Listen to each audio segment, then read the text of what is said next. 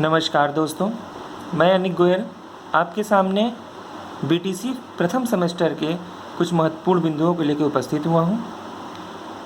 जैसा कि हम जानते हैं कि सिलेबस के अनुसार जो पहला चैप्टर है आपका वो संख्या तथा संख्या का बोध, अंकों ज्ञान व स्थानीय मान है। तो आइए अध्ययन करते हैं संख्या की। संख्या किसे कहते हैं? जब किसी अंक को शब्दों में लिखते हैं तो उसे संख्या कहते हैं। ठीक है दोस्तों, आगे संख्या को लिखने की 3 विधियां वर्तमान समय में प्रचलित हैं। सभी जानते हैं कि किसी भी संख्या को लिखने के लिए किसी न किसी विधि का प्रयोग किया जाता है। तो यहाँ 3 विधियां बताई गई हैं। पहली विधि है भारतीय पद विधि, दूसरी अंग्रेजी विधि और तीसरी रोमन विधि। ठीक है दोस्तों, भारतीय विधि। भारतीय विधि का मतलब हिंदू अरबी पद्धति। ठीक है, भारतीय विधि को हम हिंदू अरबी पद्धति के नाम से भी जानते हैं। इस प्रणाली का आधार 10 लिया जाता है। जैसे कोई भी संख्या यदि लिखी हुई है, ठीक है, तो उसमें हम संख्या को गिनते समय दाईं तरफ से प्रदर्शित करते हैं, दाईं तरफ से गिनते हैं, ठीक है, लेकिन पढ़ते समय हम उसे बाईं तरफ से पढ़ते हैं। जैसे देखिए हमने यहाँ संख्या लिखी है, उसके ऊपर उसकी जो है पढ़ने के तरीक़ों को भी लिखा हुआ है कि किस संख्या को हम कितने अंक पर पढ़ेंगे या कितने स्थान पर पढ़ेंगे, उनके स्थानों की भी यहाँ पर बताया गया। इकाई, ठीक है, फिर तिहाई, फिर सैकड़ा, फिर हज़ार, फिर 10,000, लाख, 10 लाख, करोड़, 10 करोड़, अरब, 10 अरब, खरब, 10 खरब। ठीक है दोस्तों, इस तरह से हमने ये संख्या लिखी हुई है। यानी कि हम जब दाईं तरफ से संख्या को गिनना शुरू करते हैं तो पहला जो स्थान आता है वो इकाई का है, दूसरा स्थान तिहाई का है। ठीक है दोस्तों, आगे बढ़ते हैं। देखिए हमने ऊपर लिखा है, आपको बताया कि आधार 10 लिया जाता है। तो इसका मतलब कि यहाँ पर जो भी आधार लिए जा रहे हैं वो 10 लिए जा रहे हैं। ठीक है दोस्तों, आधार 10 लेने का मतलब क्या है कि कोई भी संख्या, ठीक है, कोई भी संख्या जिसकी घात यदि 0 है तो वह 1 इकाई, संख्या की 10 की घात यदि 1 है, ठीक है, तो 1 दहाई, 10 की घात यदि 2 है तो 100, यानी कि 1 के आगे 2 जीरो, 1 सैकड़ा उसे पढ़ेंगे। ठीक है, इसी तरह से हम संख्याओं को देखिए क्रम पे लिखे हुए हैं। 10 की घात 3, 10 की घात 4, 10 की घात 5, 10 की घात 6, 10 की घात 7, 10 की घात 8, 10 की घात 9 और 10 की घात 10। ठीक है दोस्तों, इस तरह से हमने संख्याओं के पढ़ने का क्रम भी लिखा हुआ है कि इकाई, दहाई, सैकड़ा, हज़ार, 10,000, लाख, 10 लाख, करोड़, 10 करोड़, अरब और 10 अरब। ठीक है, आगे बढ़ते हैं दोस्तों। अंग्रेजी पद्धति। अंग्रेजी पद्धति के अनुसार हम इसे हम अंतर्राष्ट्रीय पद्धति भी कहते हैं। इसमें हम दोस्तों कैसे पढ़ते हैं? इसमें हम इस वर्ग को 3 भागों में बांटते हैं। पहले इकाई, हज़ार और मिलियंस। इकाई के 3 वर्ग हैं, हज़ार के 3 मिलियंस और मिलियंस के 3 वर्ग हैं। ठीक है, इकाई में इकाई, दहाई और सैकड़ा आएगा। हज़ार में 1000, 10,000, 100,000 आएगा। मिलियंस में मिलियंस, 10 मिलियंस और 100 मिलियंस आएगा। ठीक है दोस्तों, आगे बढ़ते हैं। जैसे जैसे आगे बढ़ते जाएंगे वैसे वैसे आपका जो वीडियो है वो भी अच्छी तरह से प्रदर्शित होना शुरू होगा।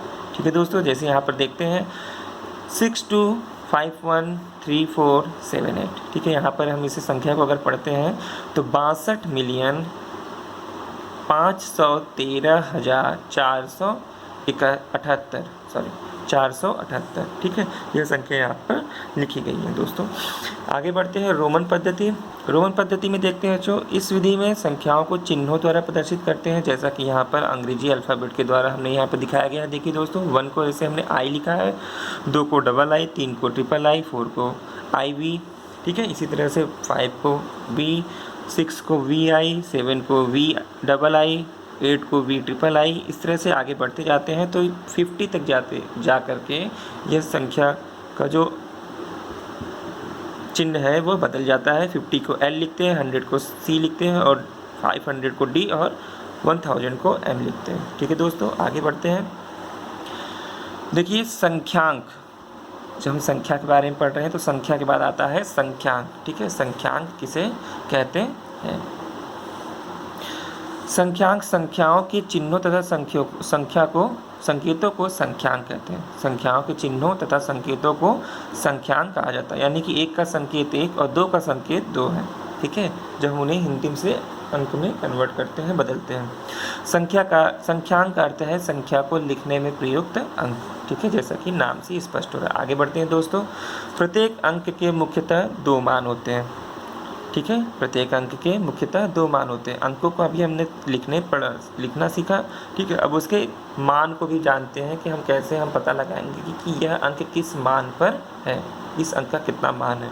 उसे बताने के लिए देखिए यहाँ पर 2 बिंदु हमने लिखे हैं, स्थानीय मान और वास्तविक मान। स्थानीय मान में वह कोई संख्या, ठीक है, जिसमें प्रत्येक स्थान के संगत अंक का मान अलग अलग होता है, इसे अंक का स्थानीय मान कहते हैं। जैसे कि हमने यहाँ लिखा हुआ है आपको समझाने के लिए कि स्थानीय मान में प्रत्येक स्थान संगत अंक का मान अलग अलग होता है, ठीक है। संगत अंक यानी कि जो भी संख्याएं लिखी गई हैं उनको, जो हमने भारतीय पद्धति से पढ़ने की विधि पिछले बताई गई है, उसी विधि से यहाँ पर उसके स्थानीय मान को भी ज्ञात करेंगे, भारतीय पद्धति के आधार पर ही, ठीक है दोस्तों। यहाँ पर उदाहरण में 3477 3477 लिखा हुआ है, ठीक है।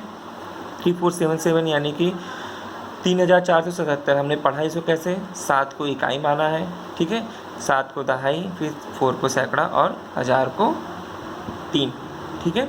तो इस तरह से 3477 दोस्तों। नीचे हमने इस तरह से बताया भी है कि किस तरह से सभी अंकों का स्थानीय मान हम ज्ञात करेंगे।